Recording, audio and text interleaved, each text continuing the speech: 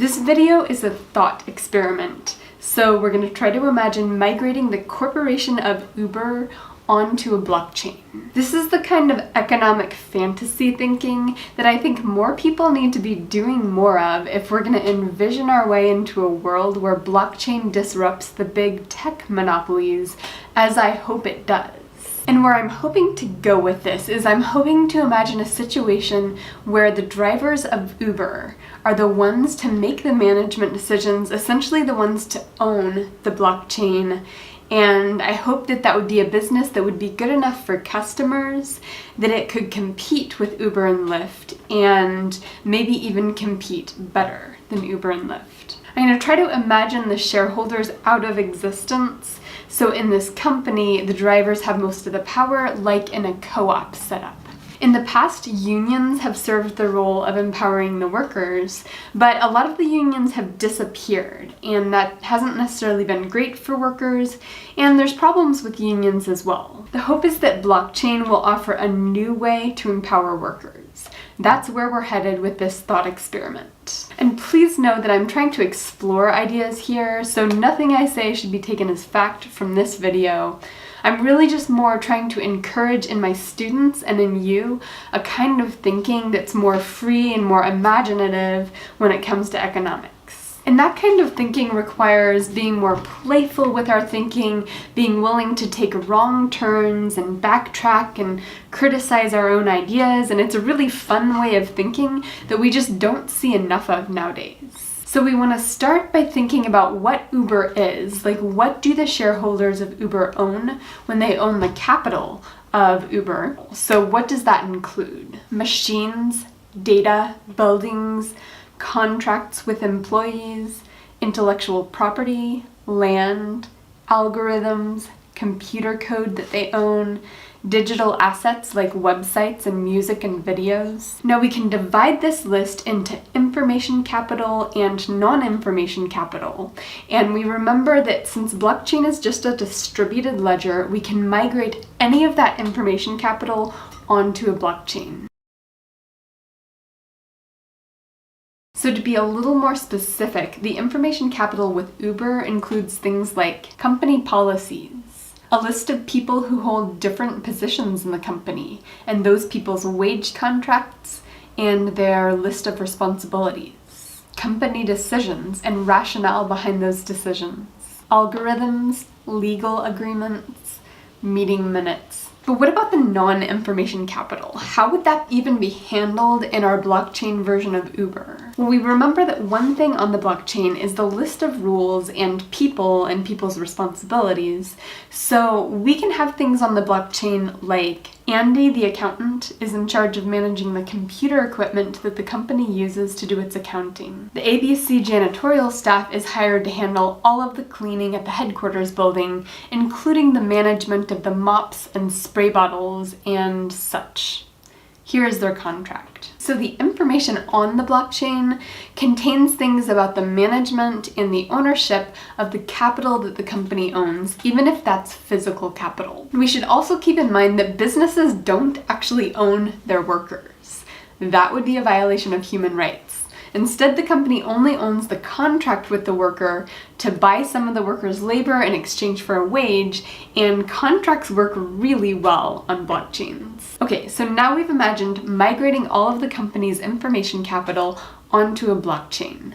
Now what? How does the corporation of Uber on a blockchain differ from the corporation of Uber not on a blockchain? Well, the first answer is that those two organizations could be virtually identical. Now, maybe it's a little bit harder to delete information, so there's a little bit more transparency. The same shareholders may own this blockchain version of Uber as owned the non-blockchain version. So I'm imagining the shareholders of this blockchain version of Uber being the ones who are the keepers of the blockchain.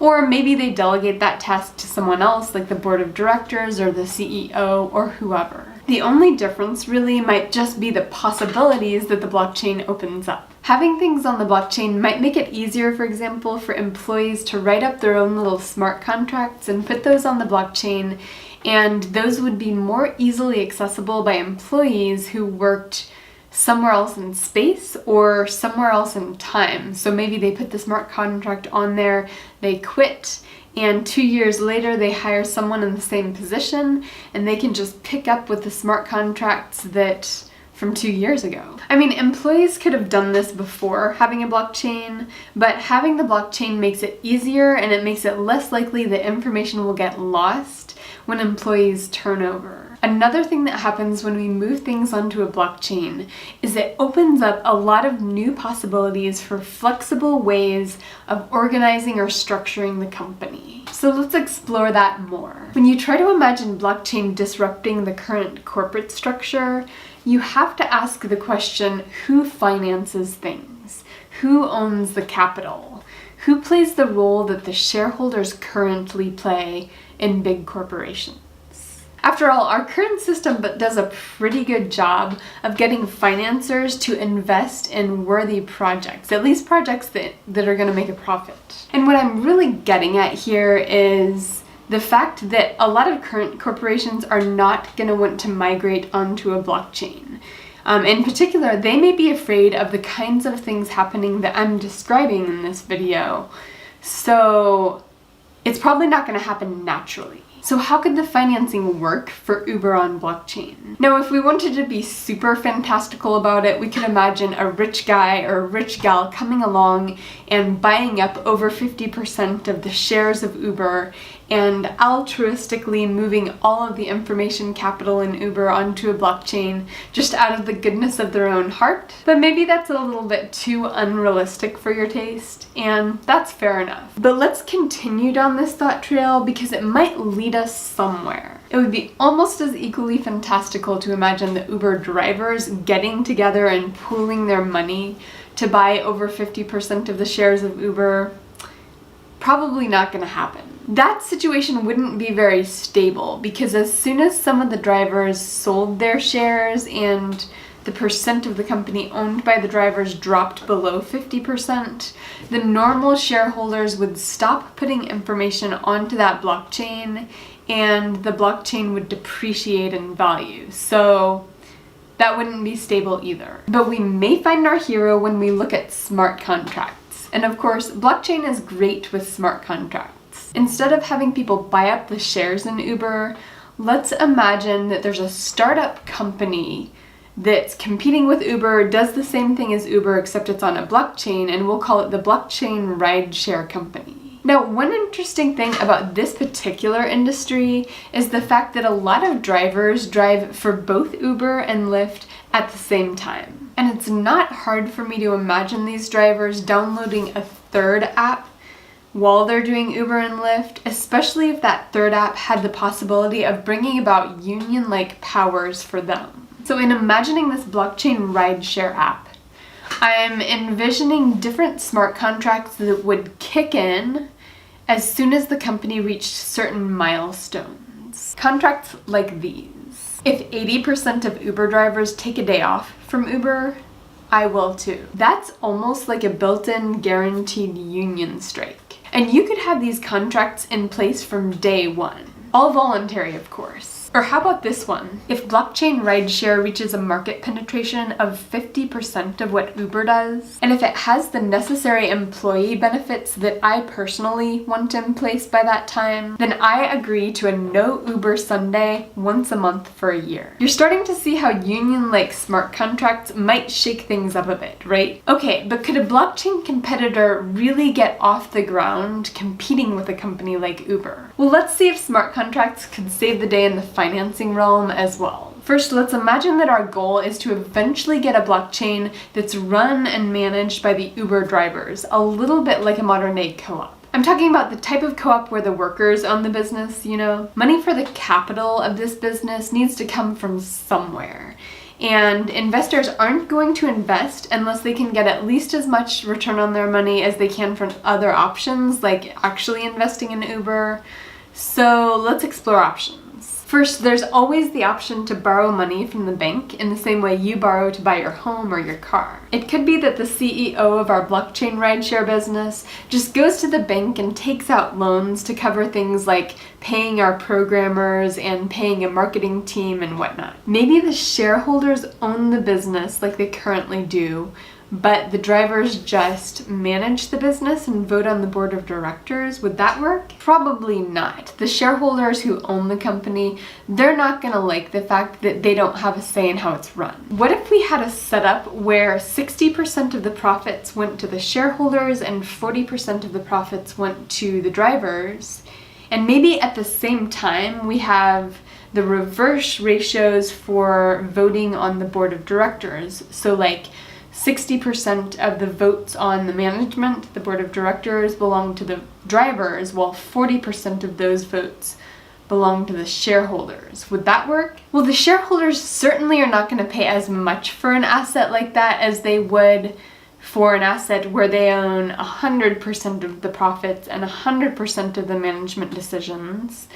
But the amount they'd pay for such an asset, that wouldn't be zero, right? So here's some interesting things about this setup. For one, both the drivers and the shareholders do want to get a lot of profits. Now maybe the drivers have some other priorities as well.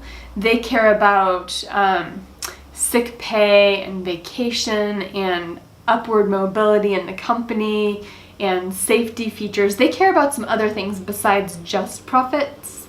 But these two groups are not completely at odds. Also, if we look at the group of drivers, they don't all have the same priorities as each other. So some of them might care more about sick pay or health benefits, while others care more about upward mobility and the benefits that grow as you put in more hours. So there are competing values within that group of drivers. And the group of drivers is not going to overpower the shareholders unless the driver group is pretty much unified. So this asset that we're imagining investors buying, it does have value. Also, the drivers might prefer to work for an organization where they as a group have a little bit of power in management decisions. And so they might be willing to work for a little bit less money in exchange for that kind of power. And that's a competitive advantage that this company would have over Lyft. So could such a company compete with Lyft or the actual Uber? I don't know the answer to that. It depends on which of these factors outweighs other factors, but it's a possibility. Okay, let's tweak this setup a little bit and imagine a slightly different possibility. So maybe the shareholders own the company for a probationary period, like 5 years or something like that. So when you buy the stocks, you own the profits of the company for the first 5 years. And maybe there's some stipulations about how the profit needs to be distributed over that 5 years, things like that. If you're someone who's investing your money, you would pay something for that kind of stock, right? You definitely would not pay as much for a stock that you'd own forever and then could sell 10 years down the road or whenever you want to. But you would not pay zero for that stock. You'd pay some positive amount. Or maybe it starts out like a regular company with normal shareholders as is, and as it grows, there's smart contracts built into the drivers' wage contracts where a certain percentage of their money, maybe 5% or something, goes towards a pool of money that will eventually buy up the stocks at market price. And then whenever the pool of money, this 5% that all the workers are contributing towards, whenever that pool of money gets big enough, the smart contract will automatically prompt buying up some of the shares so that slowly over time, as the company grows, the ownership shifts over toward the workers. This 5% could almost be seen as union fees. If you were a driver, would you be willing to contribute 5% of your revenues toward moving the company toward a blockchain co-op?